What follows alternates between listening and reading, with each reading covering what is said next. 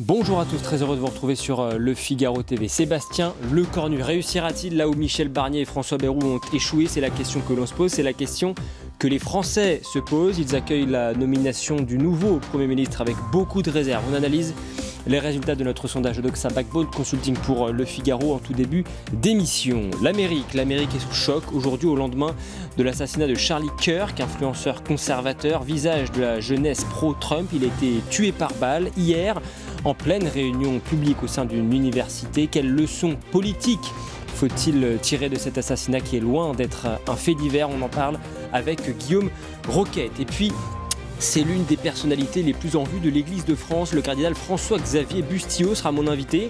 En troisième partie, il fait l'éloge dans son dernier livre d'une société plus apaisée, loin des invectives, des tensions qui gangrènent notre époque. Mais n'est-ce pas, hélas, un vœu pieux? On lui posera la question.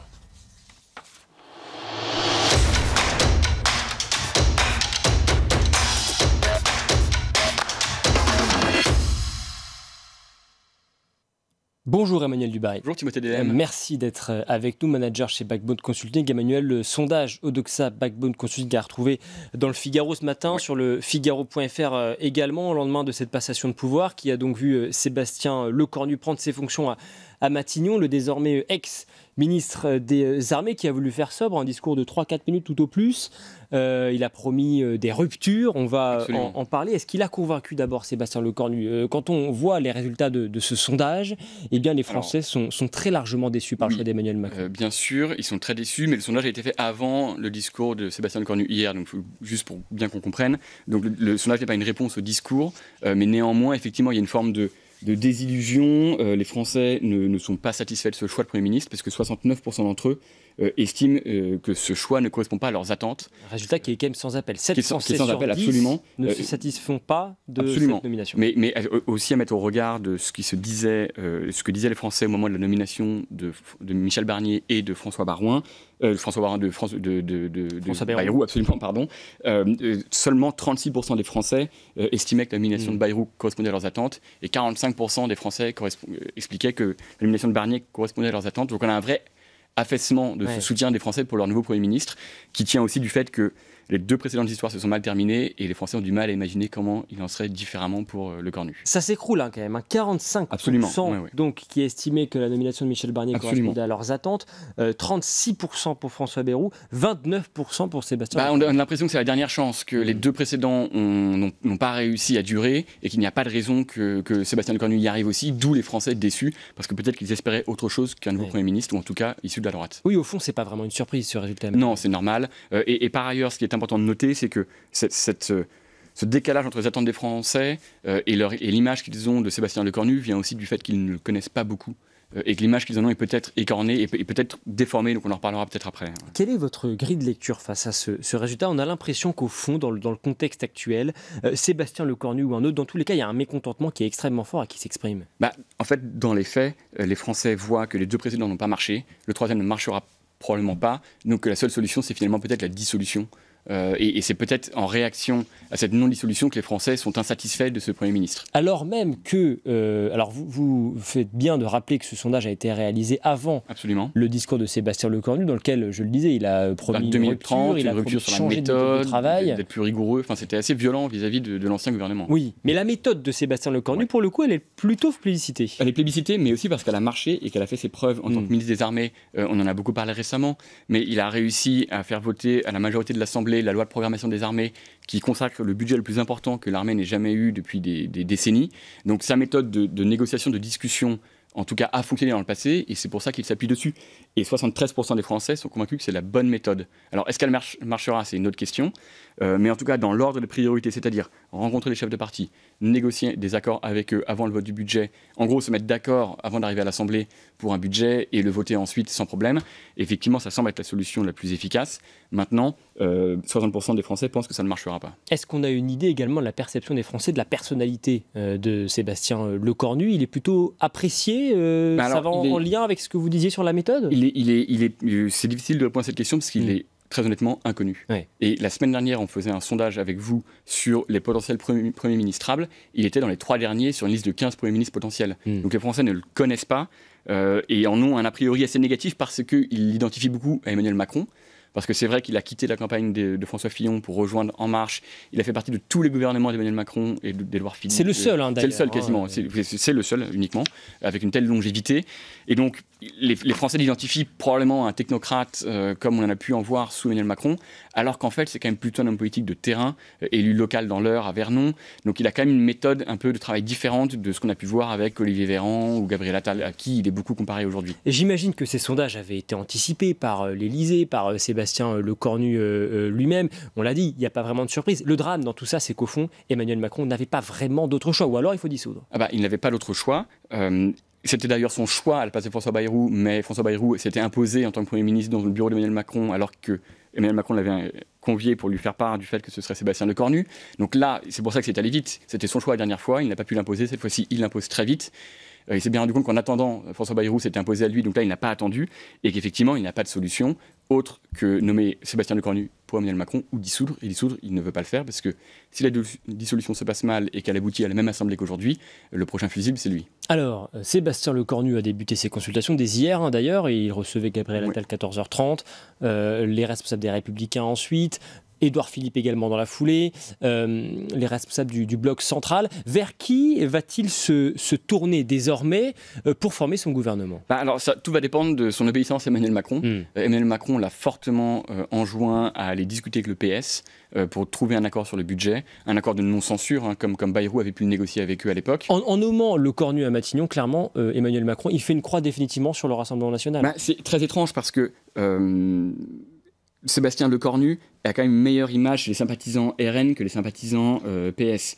Et dans les faits, quand on regarde les chiffres, 32% des sympathisants RN ont une bonne image de Sébastien Lecornu. Au PS, c'est une autre histoire. Donc dans les faits, il fait peut-être une croix sur le RN, mais Sébastien Lecornu est assez... Enfin, il n'est pas apprécié, mais en tout cas, son image n'est pas désastreuse auprès des sympathisants RN. Qu'en pensent les sympathisants du Parti Socialiste et des Républicains ? Parce que c'est là que ça va se jouer concrètement. Complètement. Les Républicains, bien sûr, ils sont dans leur immense majorité en faveur ont une image positive de Sébastien Lecornu. Est-ce qu'ils sont favorables à une participation à son gouvernement ? C'est un ancien LR. Hein, oui, alors on n'a pas posé la question, mais il est évident que, de toute façon, Sébastien Lecornu ne peut pas faire sans les Républicains. Oui. Par ailleurs, il vient des Républicains, de l'UMP à l'origine, donc il a très certainement une proximité idéologique avec Bruno Retailleau, avec Gérald Darmanin, ils se connaissent tous très bien, donc il y a quand même de grandes chances pour que ces ministres-là soient maintenus. Et dans ce qu'on voit dans l'opinion, les sympathisants LR ont envie de poursuivre cette mission au gouvernement. Est-ce qu'il est envisageable que des Républicains, que Sébastien Lecornu puisse rassembler à la fois des Républicains et des socialistes dans son gouvernement à ce stade. En tout cas, qu'en pensent les sympathisants ? En tout cas, ce qui est sûr, c'est que l'état-major LR, en tout cas Bruno Retailleau, Jean-François Copé ou François-Xavier Bellamy, ont très clairement fermé la porte à cette hypothèse. Donc s'il y a des ministres issus du PS, ils claqueront la porte. Donc ça, pour le coup, c'est assez clair. Et c'est là tout le paradoxe, effectivement, parce que on dit que Sébastien Lecornu doit peut-être se tourner vers le PS. Ce qu'il y a, c'est que ça soit chez LR ou au PS, on a tout intérêt aujourd'hui à se dissocier au maximum d'Emmanuel Macron. Mais d'ailleurs, quand on pose la question aux Français pour éviter la chute du gouvernement, vers qui devrait-il se tourner, tout se joue dans un mouchoir de poche. Parce que les Français, à 55% d'entre eux, disent oui, il faut se tourner vers les LR. Et ils sont 53 à dire la même chose pour le PS et 51 pour le RN. Donc les Français sont partagés. Et le choix n'est pas aussi clair dans l'esprit des Français qu'il l'est dans celui d'Emmanuel Macron, en tout cas. Le premier gros dossier, il y a évidemment la composition du gouvernement. Bien sûr. Et il y a ensuite la question du budget, bien évidemment. Le PS propose une vingtaine de milliards d'économies. François Bayrou proposait 44 milliards. Est-ce que là aussi, très concrètement sur ce sujet, on peut imaginer que Sébastien Lecornu arrive à les mettre d'accord ? Ce qui est sûr, c'est qu'il va devoir lâcher du lest. Oui. Aujourd'hui, ce que l'on voit beaucoup remonter et qui a l'air d'être le plus simple à lâcher, ce sont les 2 jours fériés supprimés que voulait imposer François Bayrou. Ça, c'est quasiment acquis. J'ai l'impression. Après, dans le budget du PS, vous parlez des 22 milliards d'économies. Mais c'est aussi 39 milliards d'impôts en plus. Donc c'est là où il y a un vrai fossé idéologique entre ça et des potentiels ministres LR. Et là, ça va être difficile de les mettre d'accord. Là, ça va être impossible de les mettre d'accord là-dessus. Donc effectivement, peut-être le seul problème que je vois pour lui, c'est que le PS a déjà l'impression de s'être fait rouler dans la farine par François Bayrou et n'auront pas envie de recommencer l'expérience. Donc ils vont être plus exigeants et c'est d'ailleurs ce qu'a dit Olivier Faure. Ouais. Un chiffre dans votre sondage également de XA Backbone Consulting pour Le Figaro, 71% des Français estiment que le nouveau Premier ministre ne doit pas se tourner vers la France insoumise dans l'élaboration de son budget. Comment l'expliquez-vous? Parce que c'est vrai que quand on va à l'Assemblée nationale, quand on suit cela de près, on les entend énormément, les élus de la France insoumise, mais aujourd'hui, en tout cas pour la question du budget, ils sont largement rejetés par les Français. Ils sont rejetés, mais par ailleurs, ils sont victimes d'une forme de rejet assez importante de l'opinion publique. La manifestation d'hier, par exemple, qu'ils ont tenté de récupérer, n'a pas été un succès aussi élevé qu'espéré du fait de cette récupération par Jean-Luc Mélenchon et de son état-major. Et sur la question des négociations, les Français ne veulent pas de LFI au pouvoir et au gouvernement, et ils ne veulent pas que Sébastien Lecornu s'abîme à négocier avec eux. Et par ailleurs, il n'ira jamais assez loin pour les contenter, donc c'est peine perdue d'avance quand on voit que les députés LFI déposent une motion de destitution d'Emmanuel Macron à l'Assemblée. On voit bien qu'on ne peut pas négocier avec ces gens-là. Vous l'avez un peu évoqué tout à l'heure, l'enjeu finalement principal pour Sébastien Lecornu, ça va être de réussir à se démarquer, parce que on sent bien depuis le début qu'au fond, ce que les Français rejettent dans sa nomination, c'est pas sa personnalité. Oui, c'est sa proximité avec Emmanuel Macron. On le pense héritier à 100% d'Emmanuel Macron.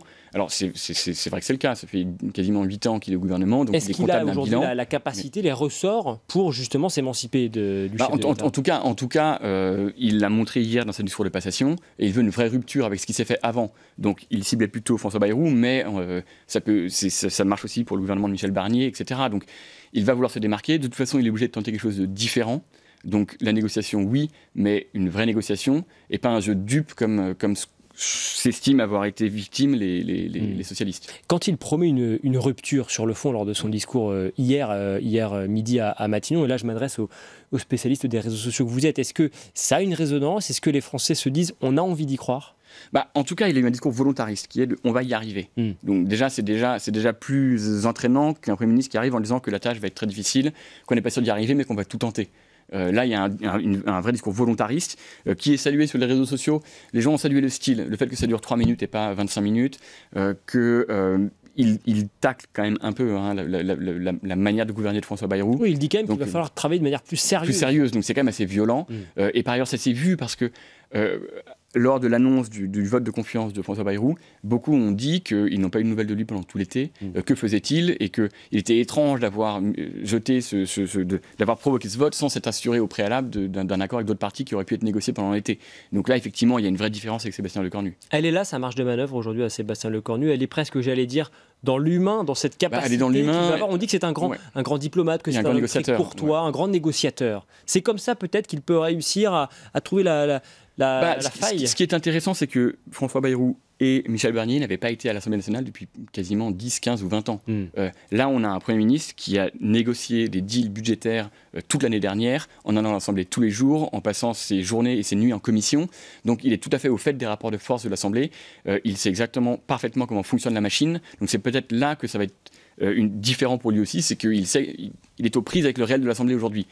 Versus deux anciens premiers ministres qui n'avaient pas été aux manettes depuis très longtemps et qui avaient peut-être perdu un peu le contact quotidien avec le Parlement. Donc ça, c'est une vraie différence. Dans la composition de son gouvernement, quand même, 68% des Français ne lui font pas confiance. Oui. Ça, c'est assez logique aussi, en fait. Il représente un bloc de l'opinion qui représente à peu près 25 à 35% des voix, mais les deux autres blocs de 30% sont très opposés et ne lui font pas confiance, d'où ce 60 versus 40. Là, c'est assez logique. La France insoumise a d'ores et déjà annoncé vouloir déposer une motion de censure spontanée dans les tout prochains jours. Du côté du RN, Jordan Bardella lui dit c'est soit la rupture, soit la censure. Mais c'est déjà un vocabulaire différent. Oui. Ça peut être la rupture sur la manière de négocier, sur qu'est-ce que Lecornu va lâcher au RN.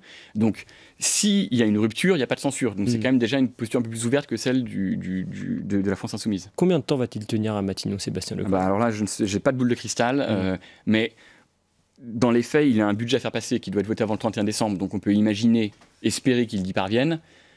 Et une fois, s'il parvient à franchir l'étape du budget, il aura peut-être un peu plus de temps il aura jusqu'à l'été prochain et les prochaines négociations budgétaires. Sur quoi misent les Français aujourd'hui? Vous avez étudié notamment cette question qui est bien sûr dans toutes les têtes, celle de la dissolution.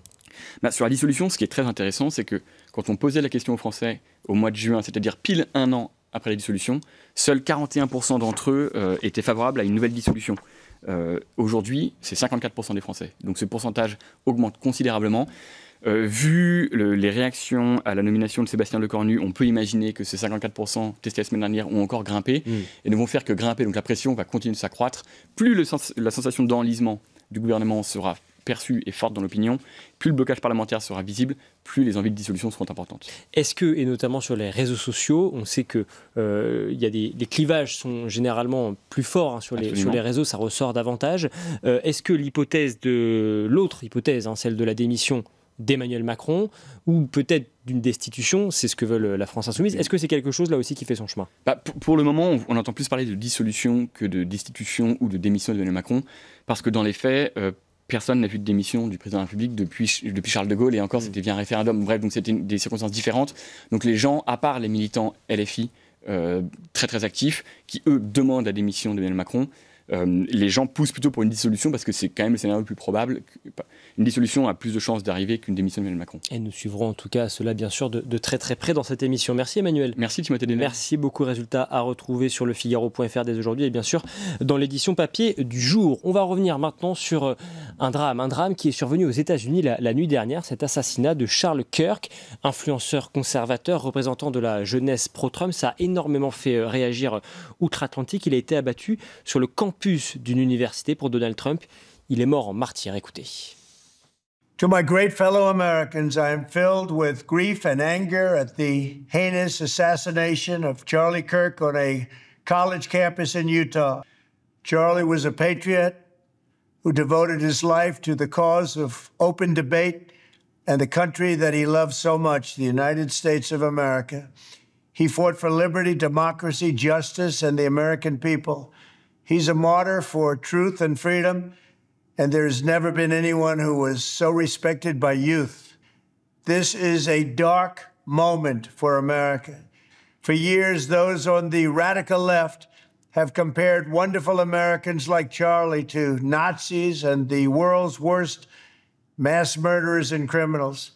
This kind of rhetoric is directly responsible for the terrorism that we're seeing in our country today, and it must stop right now. Bonjour Guillaume Roquette. Bonjour Timothée. Alors ce sont des images particulièrement choquantes qui circulent sur les réseaux sociaux depuis hier soir. Cet assassinat de Charles Kirk, influenceur de 31 ans, aux millions d'abonnés, en pleine réunion publique, sur un campus universitaire. C'est le président américain lui-même, Donald Trump, qui a annoncé sa mort hier soir.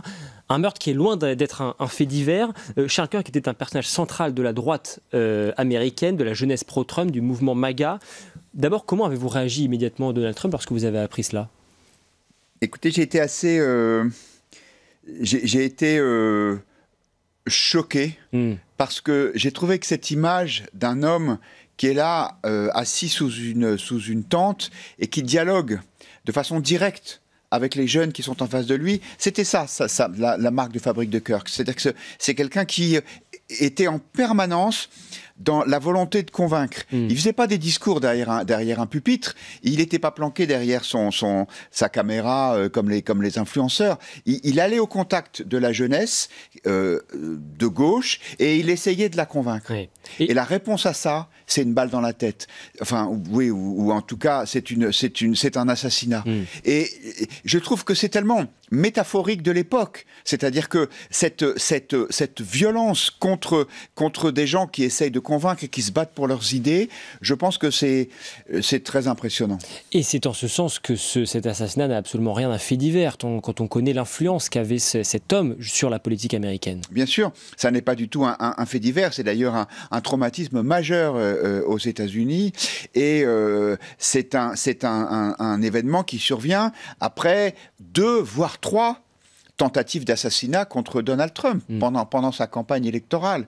Et je trouve qu'il y a un contraste saisissant entre ce que vous lisez dans les médias bien pensants français qui disent Trump c'est un méchant, il appelle à la violence, il appelle à la haine, mais ce sont les républicains, ce sont pas les gens de gauche, ce sont les gens de droite, les gens qui soutiennent Trump ou Trump lui-même, qui sont assassinés ou qui font l'objet de tentatives d'assassinat. Il me semble que la haine, elle est surtout dans l'autre camp. Est-ce qu'en ce sens, Donald Trump a eu raison, selon vous, de parler de martyr de la vérité et de la liberté ? qu'est-ce que c'est qu'un martyr? C'est quelqu'un qui donne sa vie pour ce à quoi il croit. Et en tout cas, ça, c'est le martyr chrétien. Or, Charlie Kirk revendiquait hautement sa foi chrétienne. Et ce n'est pas quelqu'un qui va se faire tuer en essayant de tuer le maximum de gens autour de lui, comme les martyrs islamistes. Il me semble qu'effectivement, il est allé au bout de ses convictions. Et en ça, c'est une figure exceptionnelle. Je pense que ceux qui s'imaginent qu'ils vont réussir à faire taire ses idées en tentant d'instaurer la terreur en seront pour leurs frais, parce que les gens sont tellement choqués que je pense que ça fera naître des vocations. Et d'ailleurs, l'un des derniers tweets de Charlie Kirk, justement, portait sur la crainte qu'il se faisait de la facilité avec laquelle on pouvait être assassiné comme cela aux États-Unis. C'était quelques heures à peine avant qu'il soit tué. Le drame, c'est qu'il l'avait presque vu venir, finalement. Oui, c'est vrai que, vous savez qu'en Amérique, le port d'armes est beaucoup plus libre qu'en France, et il y a une violence dans la société américaine, et qui a toujours existé. Enfin, la première guerre civile d'une intensité extrême, c'est la guerre de sécession aux États-Unis. Donc, je pense que c'est effectivement cette ambiance de violence, elle existe, mais ce qui est incroyable, c'est que les gens qui vont au bout de leur acte, il faudra voir qui c'est, mais a priori, c'est l'extrême gauche. C'est la violence dans les actes, c'est chez elle qu'on la trouve. Et les débats, les conséquences, l'analyse politique derrière est extrêmement importante, parce que on voit bien aux États-Unis et même ici en France, vous avez eu un débat animé d'ailleurs hier soir sur une chaîne concurrente, sur LCI, pour ne pas la citer. Certains disent finalement c'est Donald Trump qui a soufflé sur les braises, d'autres disent mais non. Et Donald Trump lui-même dit c'est la gauche radicale qui, quelque part, a contribué à l'assassinat de Charlie Kirk. Quelle lecture politique pouvons-nous faire de cet assassinat? Alors, je pense qu'il y a évidemment une forme de violence des deux côtés. Ce que je pense, moi, c'est que le Trumpisme est une réaction. C'est une réaction à une gauchisation de la vie publique américaine qui ne correspondait plus à ce que pensaient les citoyens. C'est en particulier vrai avec ce qu'on a appelé le wokisme, ou bien le mouvement Black Lives Matter, qui consistait à dire que tout blanc était un assassin en puissance, ou en tout cas un raciste en puissance. Et donc, cette violence de gauche, elle a suscité une espèce de contre-violence, verbale en tout cas, qui était celle de Trump, et avec des débordements qui sont très graves, comme le coup de force sur le Capitole. Mais encore une fois, on voit où sont les morts. Et les morts, ils sont du côté de la droite. Donc je pense qu'on ne peut pas mettre un signe égal entre les deux, montées de violence des deux camps. Et c'est vrai que moi, hier soir, j'étais sur LCI et j'entendais deux commentateurs qui, en gros, disaient oui, évidemment, c'est triste, mais bon, il a un peu ce qu'il mérite, quoi, parce que la droite, c'est des méchants. Sous-entendu, comme c'est des méchants, c'est normal qu'ils se fassent tuer. Vous avez le sentiment que certains légitiment quelque part, tentent de légitimer l'assassinat de Charlie Kirk? Écoutez, je pense malheureusement que parce que tout ce que ce jeune homme incarnait, il était jeune, père de famille, marié, blanc, chrétien, de droite, ça suscite la détestation d'un certain nombre de militants de gauche, de la gauche radicale, et il y a un anti-Trumpisme en France, et d'ailleurs dans d'autres pays, qui est tellement systématique, caricatural, que ça en vient à des égarements tels que celui auquel vous faisiez allusion. Donald Trump, nous l'avons entendu à l'instant, dit depuis des années la gauche radicale compare des Américains formidables comme Charlie aux nazis et aux pires criminels et meurtriers de masse du monde. Oui, c'est ça. Il y a la réaction classique de la gauche qu'on appelle de façon un peu imagée le reductio ad Hitlerum, c'est-à-dire que puisque vous n'êtes pas d'accord avec moi, puisque vous êtes de droite, vous êtes le diable, vous êtes un nazi. Le problème fondamental d'une très grande partie de la gauche, je peux vous le dire parce qu'il m'arrive assez souvent de débattre avec les gens de ce camp-là, c'est qu'ils ne supportent pas le pluralisme. En fait, ils ont tellement l'habitude de régner sur le monde culturel, sur le monde médiatique, sur le monde universitaire, que dès qu'il y a des voix divergentes, ça leur est insupportable. D'autant que pendant très longtemps, la droite, et en particulier en France, elle s'est couchée devant cet impérium idéologique. Et Trump, c'est le contraire de ça. Trump, il se bagarre, alors à la Trump, donc avec beaucoup d'outrance, parfois de façon très critiquable, mais au moins il y va. Il n'a pas peur, y compris avec des universités comme Harvard, dont il dénonce les partis pris idéologiques. Et je pense que c'est aussi pour ça qu'il y a ces outrances de la gauche, c'est que c'est un mouvement de panique. C'est un mouvement de panique parce que le camp d'en face a arrêté de se coucher. Est-ce que vous parlez d'outrance quand il parle quand même de conséquences tragiques de la diabolisation de ceux avec qui l'on est en désaccord? Est-ce qu'il récolte pas quand même quelque part quelque chose qu'il a lui-même semé quand on voit par exemple la manière dont il parle de son prédécesseur de Joe Biden, dont il parle de ses concurrents? C'est vrai qu'il y a quand même une outrance chez Donald Trump qui peut participer quelque part de cette violence qui s'exprime. Moi je pense le contraire. Je pense que la démocratie et la politique, ça sert à civiliser les oppositions. C'est-à-dire que en gros, c'est ou bien les élections, ou bien la guerre civile. Et donc, je pense, moi, au contraire, que c'est relativement sain d'avoir un débat politique agité. Nous n'avons plus l'habitude en France, en grande partie parce que la droite, encore une fois, a abandonné ce combat. Mais quand vous voyez ce qu'était l'Assemblée nationale, qui s'appelait qui était la Chambre, comme on disait à l'époque, sous la Troisième République, mais les passes d'armes y étaient extrêmement violentes. Quand vous entendez les discours d'un Clémenceau, par exemple, c'était extrêmement dur. Les gens se prenaient à partie de façon extrêmement virulente. Mais tout ça est assez normal, parce qu'encore une fois, c'est un catalyseur. Donc dire l'assassinat est une conséquence logique d'un débat politique virulent, moi je ne pense pas. Je pense que l'idée de dire qu'il y a un continuum, voire une forme de responsabilité, je pense que c'est insupportable. Quelles conséquences cet assassinat va-t-il avoir selon vous sur la suite du mandat de Donald Trump? Ça ouvre quand même, et on le voit outre-Atlantique, une période de tension, d'incertitude en tout cas. Oui, c'est-à-dire que ça va, je pense, alimenter le récit de Trump selon lequel l'Amérique a des ennemis de l'intérieur, ce qui justifiait selon lui le déploiement d'unités de la garde nationale dans un certain nombre de villes. Et il est certain que cet assassinat va apporter de l'eau à son moulin et ça va contribuer à exacerber les tensions. Donc vous voyez bien que ce meurtre il est lui-même créateur de violence. Il n'est en aucun cas une réponse à ce qui serait une violence politique. Et ça pose la question quand même de la liberté d'expression. Moi, ça m'a tout de suite fait penser quand même à ce discours de J.D. Vance à Munich, dans lequel il fustigeait l'état de la liberté d'expression en Europe. La réalité, c'est qu'aux États-Unis aussi, c'est un sujet. Oui, c'est un sujet.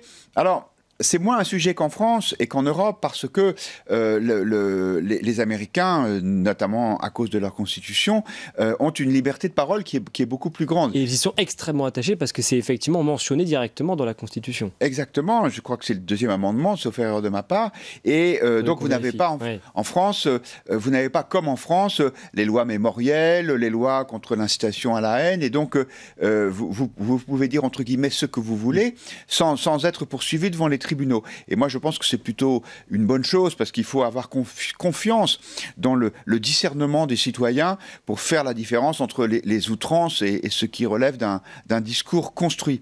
Mais je pense que évidemment, cet assassinat va exacerber encore tout ça. Est-ce que vous craignez que ce type d'événement puisse arriver en France ? Ah, écoutez, je ne sais pas. J'ai envie de vous dire, je prie pour que ça n'arrive pas. Je suis en train de réfléchir. Je pense pas qu'il y ait enfin, si, bien sûr, il y a un précédent. C'est Charlie Hebdo.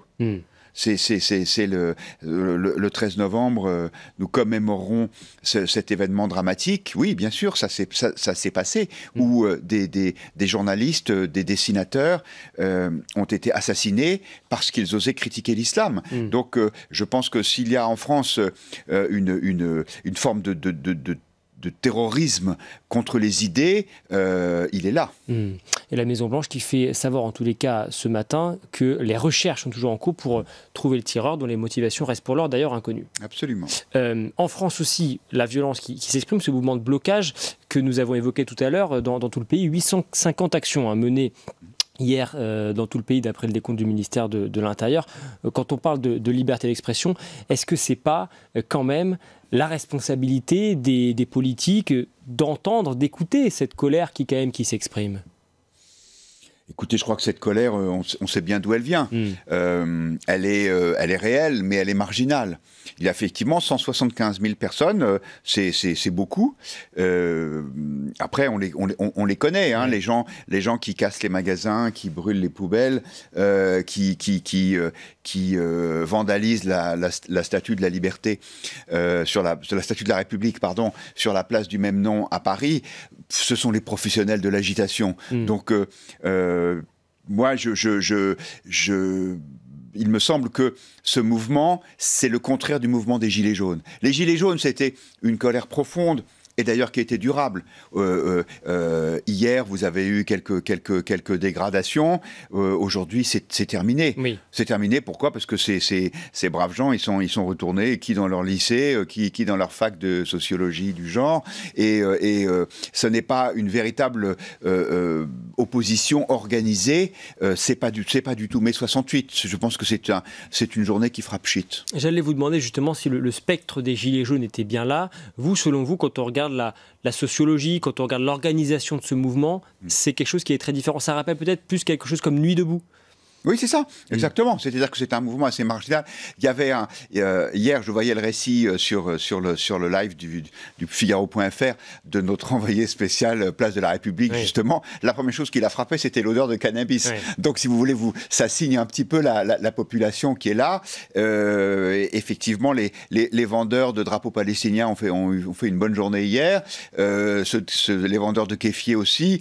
Je ne néglige pas l'existence de ce mouvement, effectivement radical. Je pense qu'il y a toute une partie de la jeunesse qui forme une sorte de je sais pas comment dire ça, de prolétariat intellectuel qui est très en colère contre la société, qui souvent a fait de longues études, mais qui débouche sur des emplois précaires parce que les études en question ne correspondent absolument pas aux besoins, et donc il y a une espèce de détestation, et tout ça se cristallise sur l'idée que si on faisait payer encore plus d'impôts aux gens qui sont riches, ça irait mieux.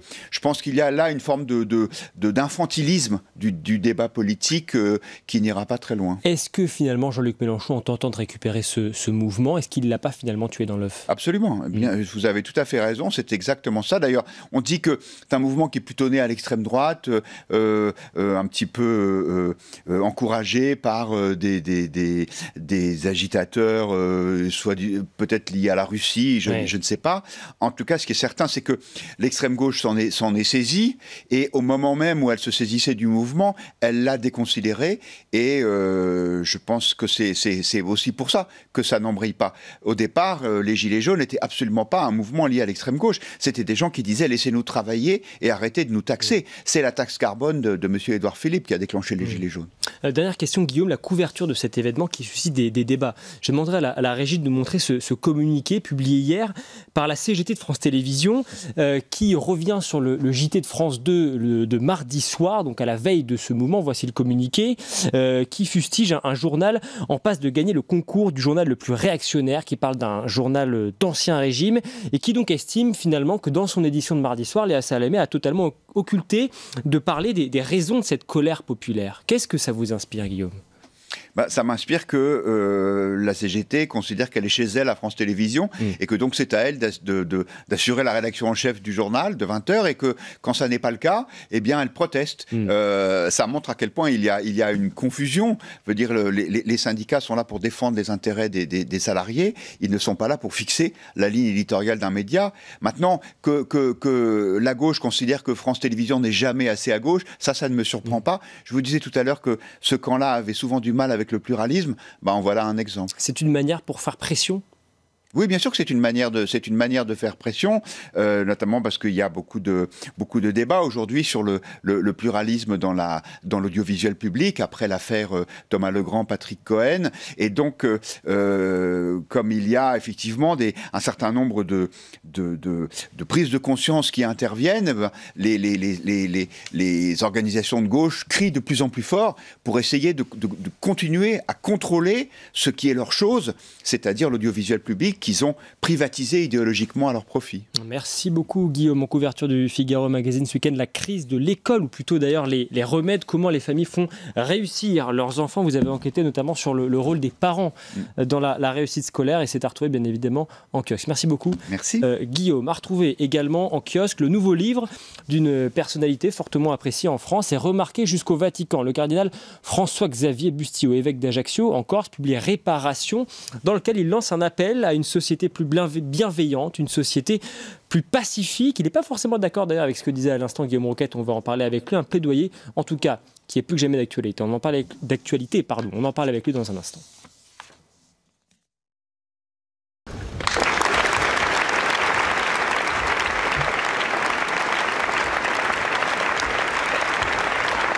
Il va falloir aussi changer, être sûrement plus créatif, parfois plus technique, plus sérieux dans la manière de travailler avec nos oppositions. J'aurai l'occasion d'y revenir, on vient d'en parler très longuement tous les deux.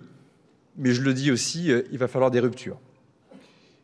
Et pas que sur la forme, et pas que dans la méthode, des ruptures aussi sur le fond. Pas de grands discours. Bonjour, Monseigneur François-Xavier Bustillo. Bonjour. Cardinal évêque d'Ajaccio, auteur de Réparation aux éditions Fayard, sorti hier en librairie, livre qui tombe à point nommé au moment où notre société est embourbée dans une crise politique à l'issue plus que jamais incertaine. Vous dressez le constat d'une société marquée par le soupçon permanent, marquée par l'invective, par le jugement, et face à cela, vous proposez une autre voie. Vous proposez la voie du dialogue, du réenchantement de nos relations humaines, et pourquoi pas même de l'émerveillement. Cela est-il vraiment possible? On va en parler ensemble. Quel regard d'abord portez-vous, en tant qu'homme d'église bien évidemment, en tant que citoyen également, sur l'atmosphère, sur ce qui se passe en ce moment dans notre société, au moment où la crise politique, eh bien la situation est plus tendue que jamais? Vous voyez, nous vivons systématiquement dans des crises. Crise politique, crise économique, crise de l'Église. Il ne faut pas avoir peur des crises, parce que la vie est crise. En même temps, ces moments de crise nous révèlent que nous avons des opportunités uniques de responsabilité, de changement. Voilà, justement, à la fin au début du XXe siècle, on parlait de monde désenchanté. Maintenant, il faut réenchanter le monde. On a besoin de réveiller les consciences, les intelligences, pour bâtir une société meilleure. Nous voyons la crise politique, tout le monde fait des commentaires, c'est légitime, mais à la fin, il faut se dire, mais comment ceux qui ont la foi, l'espérance, l'envie, le désir, peuvent bâtir, avec tous ceux qui ont les capacités et la volonté, un monde meilleur? On est dans cette voie. Vous regrettez dans ce livre, vous parlez d'un monde meilleur, vous regrettez le jugement permanent, l'invective permanente. C'est quelque chose que vous constatez, que vous vivez même en tant que prêtre dans votre diocèse à Ajaccio? Pas trop dans mon diocèse. Mais vous l'observez en tous les cas dans notre société? Dans la société, quand on regarde les médias, quand on regarde les réseaux sociaux, je trouve qu'avec beaucoup de légèreté, beaucoup de facilité et beaucoup de cruauté, on critique tout le monde et d'une manière légère. Souvent, on n'a pas les éléments, on n'a pas les arguments, on critique et on démolit. Et il me semble que cette manière de vivre avec les autres nous met en tension, en crispation, en division. On n'est pas les uns avec les autres, mais les uns contre les autres. Cette logique est mortifère, à éviter. Quand on parle de cette crise politique, est-ce que justement ce triste spectacle auquel nous assistons quand même depuis plusieurs mois, et vous parlez d'invective à l'Assemblée nationale par exemple, c'est quand même la foire d'empoigne à chaque fois, en tous les cas à de nombreuses reprises, est-ce que vous diriez que c'est plutôt le symptôme ou la cause justement de ces mots que vous regrettez dans ce livre? Moi, je pense qu'avec ce qu'on vit actuellement dans la situation politique, nous avons la possibilité de changer le regard et la vision. Dans la vie politique, moi j'ai l'impression qu'on est beaucoup sous la gestion et on ne présente pas assez la vision. Et je pense aussi que dans la vie politique, il nous faut développer la confiance. On a des élus, il faut leur faire confiance. Quand je vois les titulaires, voilà, on a une fumée blanche, voilà, un nouveau Premier ministre, et tout de suite, inquiétude, incertitude, critique. Alors, je ne dis pas qu'il faut être naïf et angéliste, mais il faut se dire comment gouverner la France aujourd'hui, avec qui? Et je crois que si on ne bâtit pas sur la confiance et sur l'espérance, on n'ira pas très loin. Vous écrivez dans cette ère que l'on dit celle du respect et de la tolérance, où chacun peut s'exprimer librement, nous nous surprenons à parler trop des autres et trop peu avec eux. Comment expliquez-vous ce paradoxe ? C'est notre société. On est dans une société où il y a un développement de la communication virtuelle extraordinaire, mais on est en atrophie relationnelle. On ne connaît pas assez les autres, on parle peu avec les autres, nous sommes tous avec notre portable, et finalement on regarde le portable, on ne regarde pas le visage de l'autre. Et peut-être qu'il faut humaniser la société par des comportements relationnels plus simples, plus directs, plus bienveillants. Alors justement, vous parlez des téléphones portables. Dans ce livre, vous évoquez assez longuement le rôle des médias, le rôle des réseaux sociaux surtout, et vous avez des mots forts, hein. Vous parlez de tribunal virtuel, de sadisme médiatique. Pourquoi ? Alors, dans la terminologie, il y a aussi une provocation. Dans le mot provocation, il y a le terme vocation. Mais moi, je me dis, pourquoi, à travers les réseaux sociaux et les médias, on est si dur, et au lieu de communiquer le bien et le bon, on communique ce qui ne va pas, les failles de quelqu'un, les erreurs de quelqu'un, les fautes de quelqu'un. Vous savez, dans la tradition catholique, il y avait la confession, cela se faisait dans la discrétion. Aujourd'hui, un tribunal médiatique, sans avoir encore une fois ni les éléments ni les arguments, juge et condamne. C'est pas bon, c'est pas bien, ça fragilise la démocratie et la vie relationnelle. Alors sur les réseaux sociaux justement, un rapport parlementaire publié aujourd'hui dévoile, alerte en tous les cas sur les problèmes que ça pose effectivement sur la santé des jeunes et il vise particulièrement le réseau TikTok. Et il dit, eh bien, les rapporteurs disent qu'il faudrait interdire les réseaux sociaux aux moins de 15 ans. Est-ce que vous pensez que c'est une bonne idée ? Moi, je pense que c'est une bonne idée parce que les réseaux sociaux, et surtout certains réseaux sociaux, ils ne poussent pas à l'évolution de l'être et de la réflexion. On est dans le « j'aime, j'aime pas »,« je suis pour » ou « je suis contre ». Et ce qui nous manque, c'est la réflexion.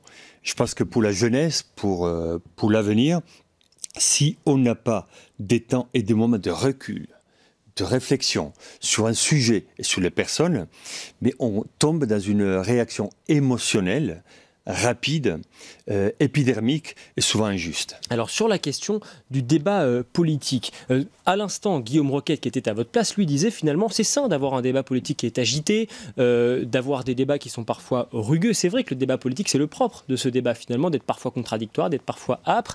Est-ce que justement c'est pas le propre de ce débat politique d'avoir parfois des prises de position qui suscitent des réactions si franches soient-elles ? Mais je pense qu'il est important. Il est crucial pour la démocratie d'avoir des débats. Pas systématiquement des combats, mais des débats. Et les débats permettent d'afficher les idées, de proposer des idées nouvelles et d'aller de l'avant. Je crois que la démocratie a besoin de faciliter et de développer les débats parce qu'autrement, on n'avance pas. Et même si parfois on a des propos musclés, le but c'est d'avancer. C'est pas d'écraser. Je pense qu'il faut négocier toujours entre les propos doux et les propos musclés pour faire avancer nos débats et pour faire avancer la démocratie. Vous écrivez également qu'il faut réhabiliter l'engagement politique. La politique devrait être le lieu du service désintéressé et du dévouement à la chose publique, écrivez-vous. Est-ce que vous n'avez pas peur que l'on vous taxe d'utopie ? Écoutez, dans le temps que nous vivons, si la démocratie n'est pas soignée, rappelez-vous, il y a un siècle, en 2025, voilà, on a eu Mein Kampf, il y a eu la crise de 29, il y a eu aussi les messianismes naïfs des années 30. Si on ne soigne pas la démocratie, si on ne va pas de l'avant avec une démocratie saine, si on n'encourage pas l'engagement politique, on va fragiliser toute la structure sociale de l'Occident et de notre époque. Donc, je crois que encourager les politiques, encourager la vie politique est très sain. En même temps, il faut que les politiques aussi puissent vivre une forme de conversion. On ne peut pas continuer comme ça. Je crois que la conversion entre guillemets de nos politiques, passe par l'écoute des citoyens, la proximité avec les citoyens, et je crois qu'il faudrait élargir la place de la vie civile. Je pense qu'il y a le politique et les finances ont leur travail et leur domaine à gérer, mais dans la société, dans les périodes de crise, il faut élargir au sport, aux religions, à la philosophie, à la culture, aux artistes. Il faudrait élargir et faire participer tout le monde à la vie politique. Mais sur la question de l'écoute, sur la question du service désintéressé, du dévouement à la chose publique que vous appelez de vos voeux, tous les sondages montrent qu'aujourd'hui, ce n'est pas du tout la perception qu'ont les Français des politiques. Est-ce que nos politiques aujourd'hui sont trop médiocres ? Je vois que nos politiques, moi je connais des politiques qui ont envie de faire évoluer le pays.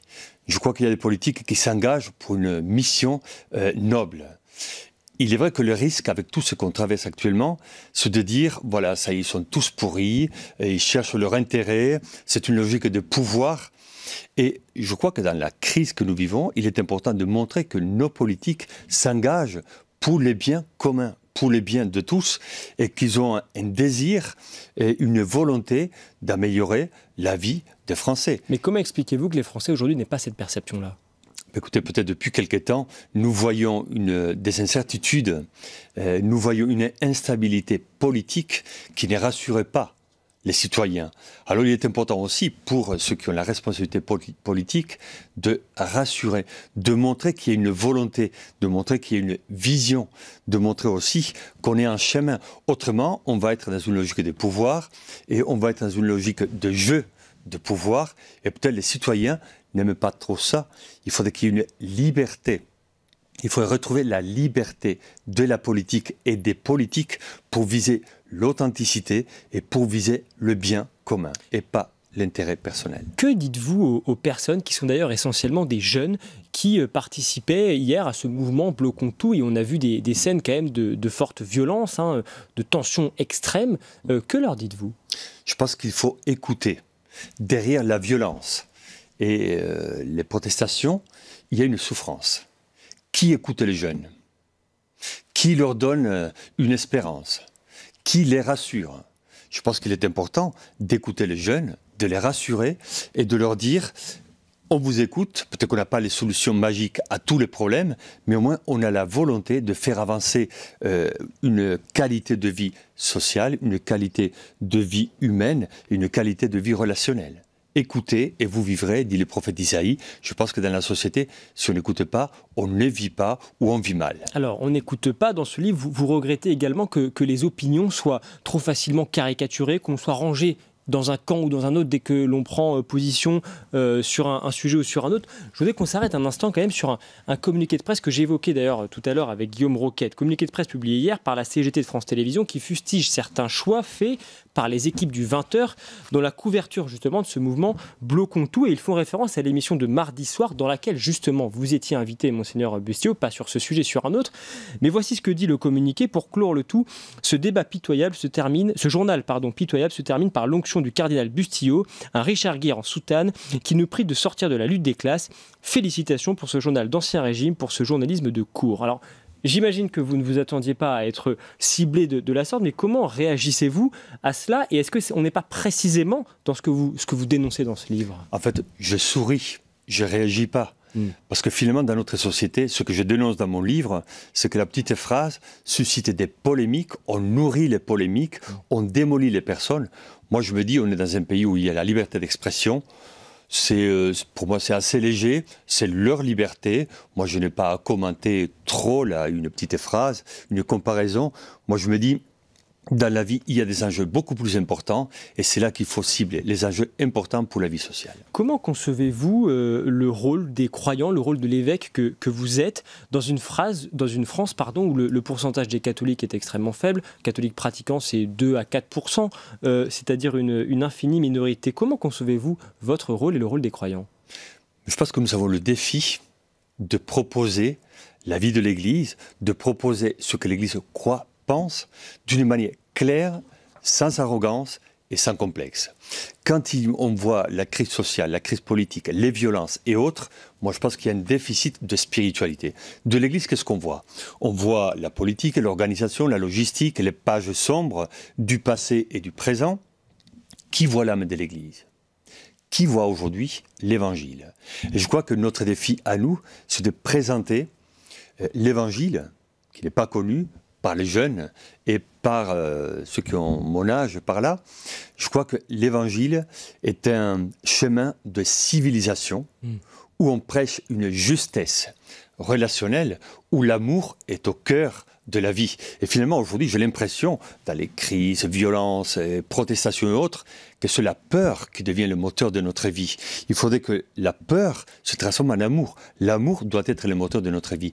Et l'Église catholique, par son patrimoine, sa spiritualité et son savoir-faire, devrait annoncer l'amour. Si on n'est pas dans un mouvement d'amour, on est dans un mouvement mortifère. Je ne prêche pas un amour romantique voilà, mais un amour vrai. Mais il y a un sujet sur lequel l'Église porte un message, en tout cas les évêques, c'est celui de la fin de vie. Et vous avez vu qu'avec le fait que le gouvernement de François Bayrou soit tombé, eh bien cette proposition de loi visant à créer un droit à l'aide à mourir, pour reprendre l'expression du texte, est désormais en suspens. Est-ce que vous croyez que ce texte puisse être abandonné? Les évêques ont ouvertement pris position contre la création de ce droit à l'aide à mourir. Je l'espère. J'espère que ce texte sera abandonné. La France a d'autres défis beaucoup plus importants. Il y a des gens vivant dans la pauvreté, dans la souffrance. En France, en plus, voilà, on ferme les maternelles, on ferme les maternités, on répand et on rouvre beaucoup d'EHPAD, et en plus, on propose l'euthanasie. Mais quel avenir pour notre humanité? Quel avenir pour les jeunes? Qu'est-ce qu'on propose comme vision d'avenir? La mort, une logique mortifère. Où est la fraternité?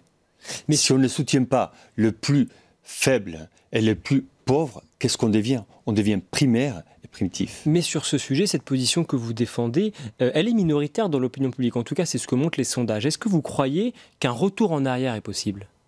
Moi, je l'espère. Je l'espère. L'être humain est capable de changer d'idée et de viser le bien.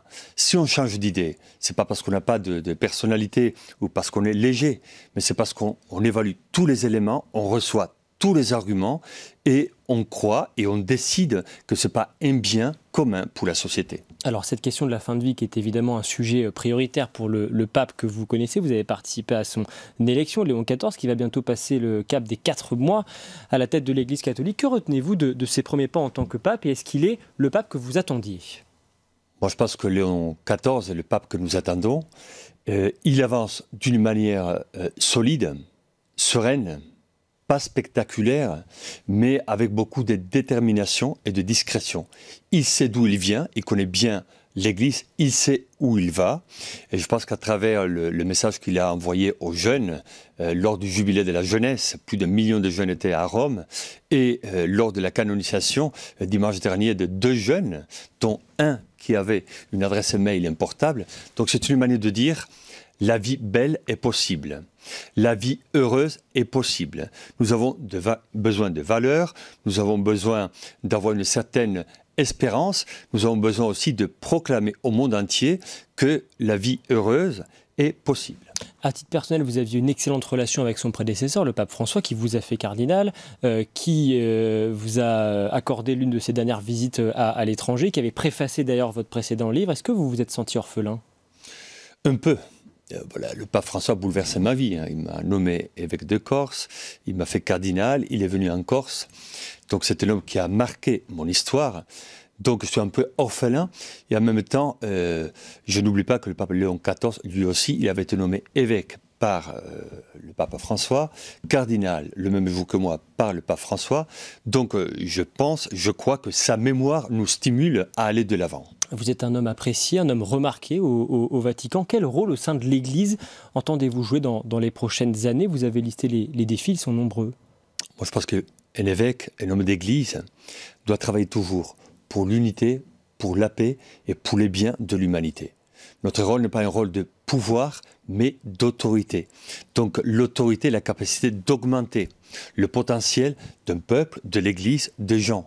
Il y a des attentes. Moi, je pense que le monde a soif d'une vie meilleure. Donc, un homme d'Église doit avoir la capacité de stimuler et de promouvoir cette capacité de vivre selon nos principes, nos valeurs, mais en visant toujours une humanité plus civilisée, plus pacifique, plus aimante et meilleure. Merci, Monseigneur François-Xavier Bustillo. Réparation, une société fracturée peut-elle survivre aux éditions Fayard? Plaidoyer donc pour le dialogue, pour une société sereine, réconciliée.